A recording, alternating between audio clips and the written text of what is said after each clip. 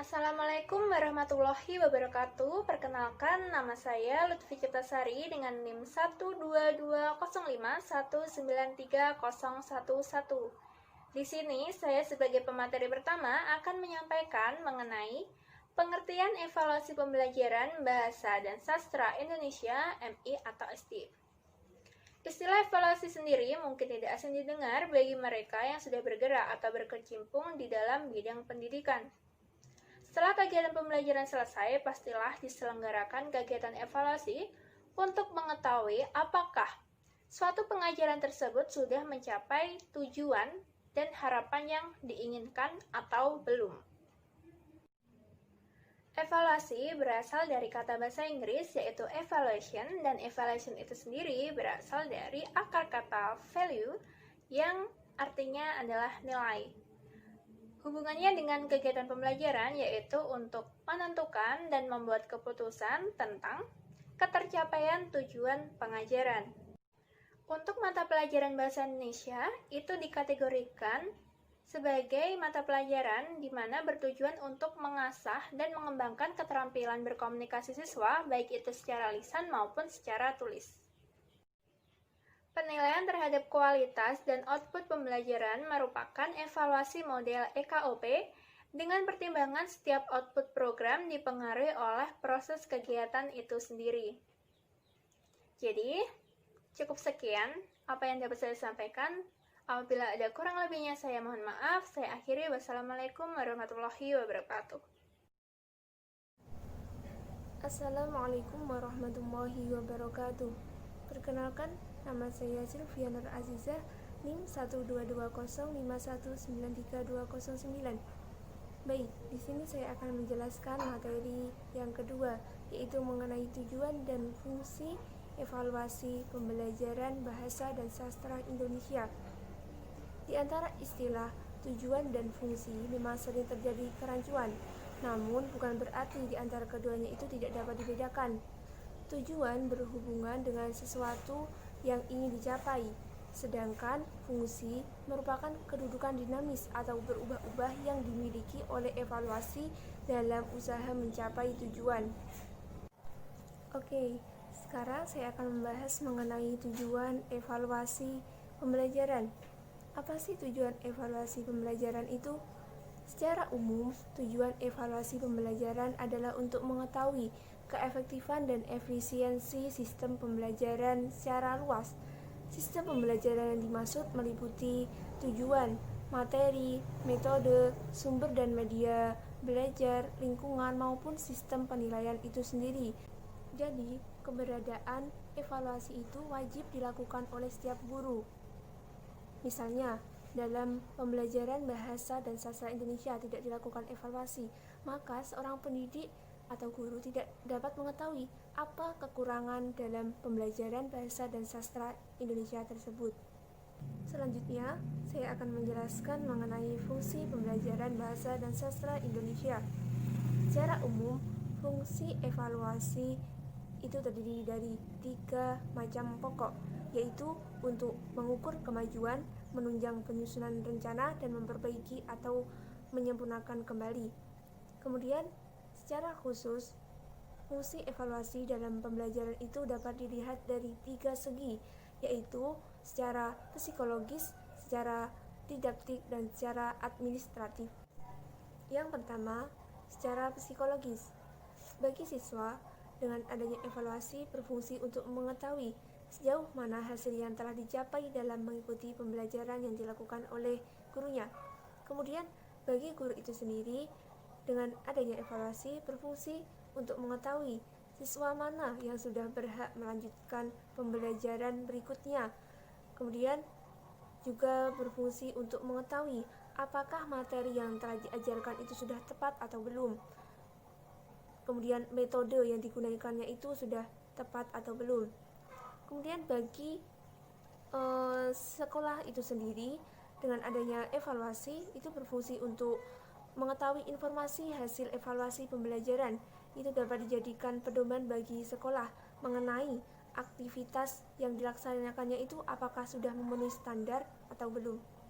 Yang kedua, yaitu fungsi didaktik. Fungsi didaktif dalam evaluasi ada 5 macam, yaitu fungsi diagnostik, fungsi penempatan, fungsi selektif, fungsi bimbingan, dan juga fungsi instruksional. Kemudian yang ketiga, secara administratif. Evaluasi memiliki fungsi untuk memberikan laporan, memberikan bahan-bahan keterangan atau data, dan juga untuk memberikan gambaran. Sekian dari materi yang telah saya sampaikan. Apabila ada kurang lebihnya mohon maaf. Wassalamualaikum warahmatullahi wabarakatuh.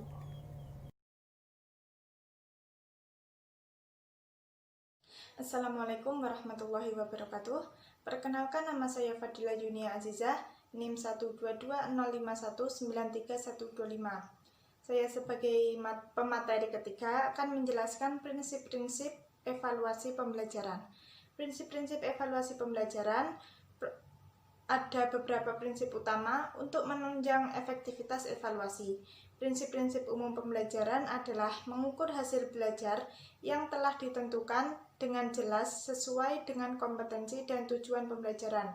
Ada 2 macam prinsip evaluasi. Yang pertama, prinsip dasar evaluasi, dan kedua, prinsip evaluasi secara luas. Yang pertama, prinsip dasar evaluasi. Prinsip dasar evaluasi ada prinsip keseluruhan, prinsip kesinambungan, dan prinsip objektivitas. Prinsip keseluruhan dikenal dengan istilah prinsip komprehensif. Dengan prinsip komprehensif tersebut, evaluasi hasil belajar dapat dikatakan terlaksana dengan baik apabila evaluasi dilaksanakan secara utuh dan menyeluruh. Dengan kata lain, dapat mencakup aspek yang berkaitan perkembangan dan perubahan tingkah laku peserta didik. Selanjutnya, prinsip kesinambungan dikenal dengan istilah prinsip kontinuitas. Evaluasi hasil belajar dilaksanakan secara teratur dan berkesinambungan. Mengapa berkesinambungan? Karena diharapkan agar pihak evaluator atau guru dapat memperoleh kepastian untuk menentukan langkah yang akan diambil selanjutnya. Yang ketiga, ada prinsip objektivitas. Hasil belajar dapat dinyatakan sebagai evaluasi yang baik apabila terlepas dari faktor-faktor yang bersifat subjektif. Yang selanjutnya ada prinsip evaluasi secara luas. Prinsip evaluasi secara luas ada 6, yaitu adil dan objektif, kontinuitas, komprehensif, kooperatif, praktis, dan yang terakhir follow up atau tindak lanjut. Yang komprehensif dan kontinuitas tadi dijelaskan di prinsip dasar evaluasi. Di sini akan menjelaskan adil dan objektif. Dalam melakukan proses evaluasi atau evaluasi pembelajaran, yang paling utama dimiliki oleh seorang guru adalah bersikap adil. Guru tidak pilih kasih dalam pemberian nilai. Guru harus menilai siswa sesuai dengan kenyataan yang ada di lapangan yang sebenarnya. Selanjutnya ada prinsip kooperatif. Evaluasi itu akan berjalan dengan baik apabila guru mampu melakukan kerjasama dengan baik dengan elemen-elemen yang ada di sekolah, baik itu dari peserta didik, guru BK, wali kelas, kepala sekolah, atau yang lainnya. Selanjutnya, praktis. Guru harus menggunakan alat evaluasi yang mudah dipahami oleh peserta didik.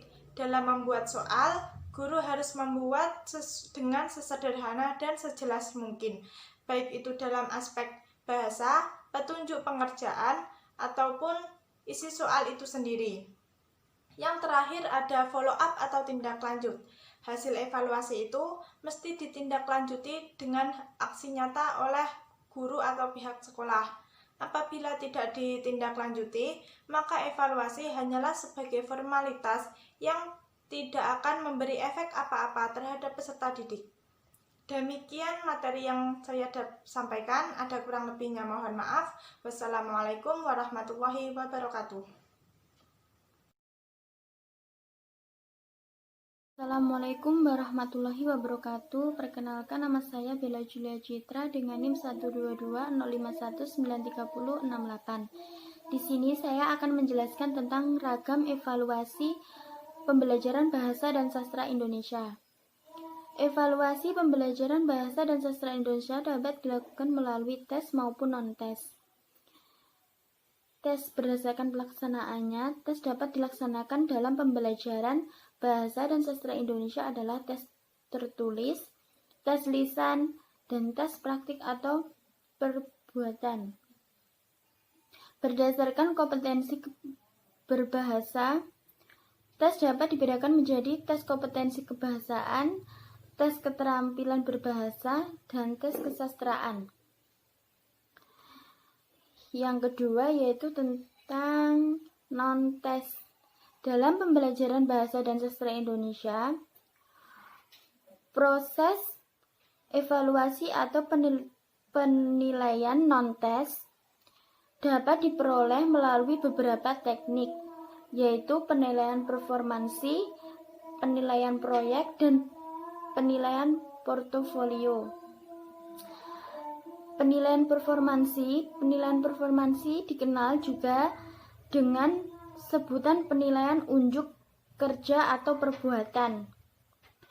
Penilaian ini dilaksanakan pada saat atau setelah siswa melakukan kegiatan pembelajaran.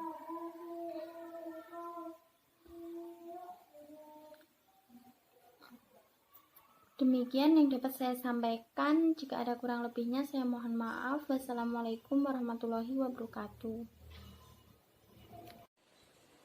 Assalamualaikum warahmatullahi wabarakatuh.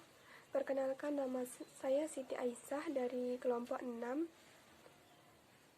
Di sini saya akan menerangkan tentang penerapan evaluasi pembelajaran bahasa dan sastra Indonesia di SD atau di MI. Bagian pertama tentang evaluasi pembelajaran dalam perspektif kurikulum 2013. Salah satu komponen terpenting dalam sebuah pendidikan yang sering diabaikan adalah kurikulum, di mana kurikulum itu memiliki posisi yang begitu strategis karena secara umum kurikulum adalah suatu gambaran dari sebuah visi, misi, dan tujuan yang dianut oleh bangsa kita sendiri. Kurikulum akan berkembang dengan pesat, di mana perkembangan tersebut searah dengan perkembangan teori maupun praktek pendidikan yang memiliki sebuah variasi yang sesuai dengan aliran maupun pendidikan yang dianutnya.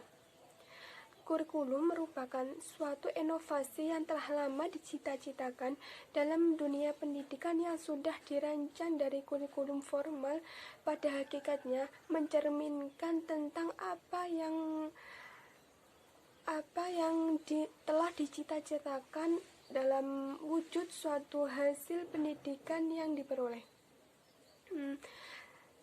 Hasil Al-Barhun mengutip dari Saukiyah Derajat bahwa tujuan kurikulum yang terkandung dalam suatu instansi, tujuan pokoknya yaitu yang pertama, dari keseluruhan tujuan yang ingin dicapai oleh instansi terdapat suatu komponen berhubungan erat dengan suatu arah atau hasil yang diinginkan dalam lingkup luas. Tujuan dari kurikulum berkaitan erat dengan filsafat atau sistem nilai yang diadopsi oleh suatu bangsa, di mana rumusan dari tujuan yang diinginkan menggambarkan hal yang ingin dicita-citakan. Yang kedua, tujuan yang ingin diperoleh dari setiap bidang studi. Inti kajian dari kurikulum ada 4, yaitu yang pertama, tujuan yang akan dicapai oleh instansi. Yang kedua, pengalaman yang harus didapatkan guna mendapatkan tujuan pendidikan. Yang ketiga, cara agar bisa mengatur suatu pengalaman yang didapatkan bisa efektif dalam pendidikan. Yang keempat, cara agar tujuan yang telah ditetapkan tercapai. Terima kasih. Jika ada salah kata, mohon maaf. Wassalamualaikum warahmatullahi wabarakatuh. Assalamualaikum warahmatullahi wabarakatuh. Di sini saya Rika Amalia Safitri NIM 12205193074 akan menjelaskan penjelasan selanjutnya, yaitu tentang penerapan evaluasi pembelajaran bahasa dan sastra Indonesia di MI atau SD. Yang pertama, evaluasi pembelajaran dalam perspektif kurikulum 2013. Salah satu komponen terpenting dalam sebuah pendidikan yang sering diabaikan adalah kurikulum, di mana kurikulum itu memiliki posisi yang begitu strategis karena secara umum kurikulum adalah suatu gambaran dari sebuah visi, misi, dan tujuan yang dianut oleh bangsa kita sendiri. Hal ini sekaligus memposisikan kurikulum sebagai sentral muatan-muatan nilai yang akan ditransformasikan kepada peserta didik.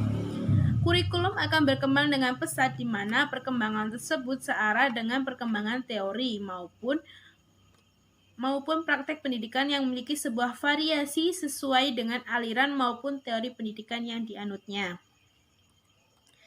Hal yang harus mendapatkan suatu penjelasan dalam teori kurikulum yaitu adalah sebuah konsep kurikulum, di mana terdapat tiga konsep tentang kurikulum, yaitu sebagai substansi, sebagai sistem, dan juga sebagai bidang studi. Konsep pertama, kurikulum sebagai suatu substansi. Kurikulum bisa diartikan sebuah rencana dalam kegiatan belajar bagi peserta didik di sekolah, atau bisa diartikan sebagai perangkat tujuan yang ingin dicapai. Kurikulum juga dapat menunjukkan suatu dokumen yang mengandung tentang rumusan suatu tujuan, bahan ajar, kegiatan belajar, mengajar, jadwal, dan evaluasi. Konsep kedua, kurikulum sebagai sistem yang digunakan bagian dari sebuah sistem persekolahan, sistem pendidikan, bahkan sistem masyarakat. Suatu sistem mencakup struktur personalia dan tahapan kerja serta bagaimana cara menyusun suatu kurikulum, melaksanakannya, mengevaluasi, dan menyempurnakannya. Konsep ketiga, kurikulum sebagai bidang studi. Kurikulum ini memiliki tujuan untuk memperluas tentang keilmuan yang berkaitan dengan kurikulum dan juga sistem kurikulum. Kurikulum merupakan suatu inovasi yang telah lama dicita-citakan dalam dunia pendidikan yang sudah dirancang, dan kurikulum formal pada hakikatnya mencerminkan tentang apa yang telah dicita-citakan dalam wujud suatu hasil dari pendidikan yang ingin diperoleh. Hasan Al-Baharun mengutip dari Zauqiyah Derajat bahwa tujuan kurikulum yang terkandung dalam suatu instansi, tujuan pokoknya yaitu 1. Dalam keseluruhan tujuan yang ingin dicapai oleh instansi terdapat suatu komponen yang berhubungan erat dengan suatu arah maupun hasil yang diinginkan dalam lingkup luas. Tujuan dari kurikulum berkaitan erat dengan filsafat maupun sistem nilai yang diadopsi oleh suatu bangsa, di mana rumusan dari tujuan yang diinginkan menggambarkan hal yang ingin dicita-citakan. 2. Tujuan yang diinginkan diperoleh dari 3 bidang studi. Dari tipe bidang studi, inti kajian dari kurikulum ada 4, yaitu tujuan yang akan dicapai oleh instansi, pengalaman yang harus didapatkan guna mendapatkan tujuan pendidikan, cara agar bisa mengatur suatu pengalaman yang didapatkan bisa efektif dalam pendidikan, cara agar tujuan yang telah ditetapkan tercapai. 2. Yang kedua adalah contoh penerapan evaluasi pembelajaran dalam perspektif kurikulum 2013. Kurikulum di sekolah dasar tahun 1994 menyebutkan bahwa pelaksanaan pembelajaran bahasa dan sastra Indonesia haruslah dilakukan secara terpadu, walau kita dapat memfokuskan pada salah satu komponen tertentu. Dalam GPPPSD, mata pelajaran bahasa Indonesia terdapat 3 bidang pengajaran, yaitu kebahasaan, pemahaman, dan penggunaan yang merupakan komponen tujuan khusus pengajaran. Kegiatan pembelajaran yang dilakukan mencakup 4 keterampilan bahasa, yaitu menyimak, berbicara, membaca, dan menulis. Baik ketiga bidang mengajar maupun keempat keterampilan berbahasa tersebut dapat dibelajarkan kepada siswa secara terpadu. Pembelajaran yang dilakukan haruslah memberi kesempatan anak untuk memahami aspek kebahasaan, misal kosakata dan kalimat, pembahasan dan penggunaan lewat 4 keterampilan berbahasa. Dalam pelaksanaan pembelajaran yang terpadu terdapat pengintegrasian antara aspek sasaran kebahasaan yang terdiri dari aspek kebahasaan, pemahaman, dan penggunaan dengan keempat keterampilan berbahasa. Secara konkret, pelaksanaan pembelajaran dilakukan melalui keempat keterampilan berbahasa tersebut. Dengan demikian, evaluasi yang dilakukan khususnya yang berupa evaluasi proses juga dilakukan melalui keempat keterampilan berbahasa. Terima kasih, sekian penjelasan dari saya. Wassalamualaikum warahmatullahi wabarakatuh. Dari pendidikan yang ingin diperoleh. Hasan Al-Baharun mengutip dari Zauqiyah Derajat bahwa tujuan kurikulum yang terkandung dalam suatu instansi tujuan pokoknya yaitu 1. Dalam keseluruhan tujuan yang ingin dicapai oleh instansi terdapat suatu komponen yang berhubungan erat dengan suatu arah maupun hasil yang diinginkan dalam lingkup luas. Tujuan dari kurikulum berkaitan erat dengan filsafat maupun sistem nilai yang diadopsi oleh suatu bangsa, di mana rumusan dari tujuan yang diinginkan menggambarkan hal yang ingin dicita-citakan. 2. Tujuan yang diinginkan diperoleh dari 3 bidang studi. Dari setiap bidang studi, inti kajian dari kurikulum ada 4, yaitu tujuan yang akan dicapai oleh instansi, pengalaman yang harus didapatkan guna mendapatkan tujuan pendidikan, cara agar bisa mengatur suatu pengalaman yang didapatkan bisa efektif dalam pendidikan, cara agar tujuan yang telah ditetapkan tercapai. 2. Yang kedua adalah contoh penerapan evaluasi pembelajaran dalam perspektif kurikulum 2013. Kurikulum di sekolah dasar tahun 1994 menyebutkan bahwa pelaksanaan pembelajaran bahasa dan sastra Indonesia haruslah dilakukan secara terpadu, walau kita dapat memfokuskan pada salah satu komponen tertentu. Dalam GPPPSD, mata pelajaran Bahasa Indonesia terdapat 3 bidang pengajaran, yaitu kebahasaan, pemahaman, dan penggunaan yang merupakan komponen tujuan khusus pengajaran. Kegiatan pembelajaran yang dilakukan mencakup 4 keterampilan bahasa, yaitu menyimak, berbicara, membaca, dan menulis. Baik ketiga bidang mengajar maupun keempat keterampilan berbahasa tersebut dapat dibelajarkan kepada siswa secara terpadu. Pembelajaran yang dilakukan haruslah memberi kesempatan anak untuk memahami aspek kebahasaan, misal kosakata dan kalimat, pembahasan dan penggunaan lewat 4 keterampilan berbahasa. Dalam pelaksanaan pembelajaran yang terpadu terdapat pengintegrasian antara aspek sasaran kebahasaan yang terdiri dari aspek kebahasaan, pemahaman, dan penggunaan dengan keempat keterampilan berbahasa. Secara konkret, pelaksanaan pembelajaran dilakukan melalui keempat keterampilan berbahasa tersebut. Dengan demikian, evaluasi yang dilakukan khususnya yang berupa evaluasi proses juga dilakukan melalui keempat keterampilan berbahasa. Terima kasih, sekian penjelasan dari saya. Wassalamualaikum warahmatullahi wabarakatuh.